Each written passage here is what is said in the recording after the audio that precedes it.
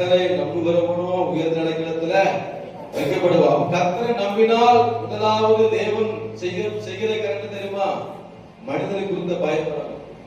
ஆமென் சொல்லுங்க. அல்லேலூயா சொல்லுங்களேன். என்ன பயம் வளருதுங்க? மனிதனை குறித்த பயம். ஆமென். மனிதனை குறித்த பயம் உங்களுக்கு இருக்குதா? உள்ளத்துக்குள்ள இருக்கு, எல்லாத்துக்கும் இருக்கு. ஆமென் சொல்லுங்க. கேட்டா இல்லப்போ கேட்டா என்ன சொல்லுவான்? நான் மனசுக்கெல்லாம் பயப்பட மாட்டாடிப்போம், ஆனா பயந்துகிட்டே இருக்கிறோம் ஒரு நாள். ஆமென் சொல்லுங்க. தேவன் சொல்லுகிறார், அவரை நம்புகிற பிள்ளைகள் ஆமென் அவர் ஒருபோதும் கைவிட மாட்டார். ஆமென் சொல்லுங்க. ஏதோ ஒரு பயத்துல நம்ம அனுதினம் என்ன செஞ்சுட்டு இருக்கிறோம்? வாழ்ந்து கொண்டு இருக்கிறோம். அல்லேலூயா. ஏசாயா 43 1-2 வாசிங்க. ஏசாயா 43 அதிகாரம் 1-2 வசனம் வாசிங்க. சீக்கிரமா. இப்போது யாக்கோபே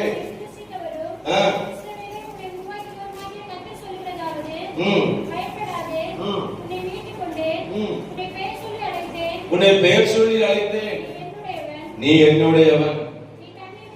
நீ தண்ணீர்களை கடக்கும் போது நான் உன்னோடு இருப்பேன். நீ ஆறுகளை கடக்கும் போதும் அவங்க என்ன செய்ய உண்மையில புரளுவது இல்லை. அல்லேலூயா.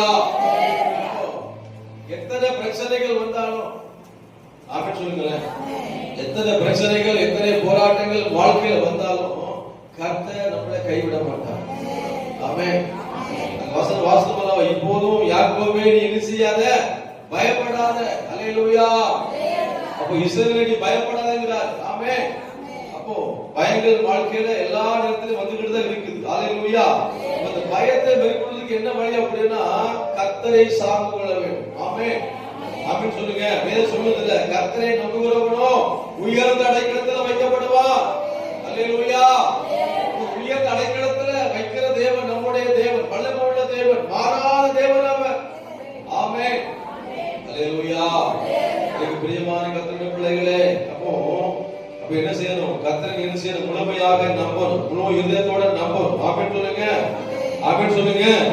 யாரெல்லாம் அவரை முழு இதயத்தோட முழு ஆத்மாவோட முழு பலத்தோட கர்த்தரை நம்புகிற அவங்க வாழ்க்கையில கர்த்தர் உயர்ந்த அடைக்கலத்தை கொடுத்து அவர் பாதுகாக்கிற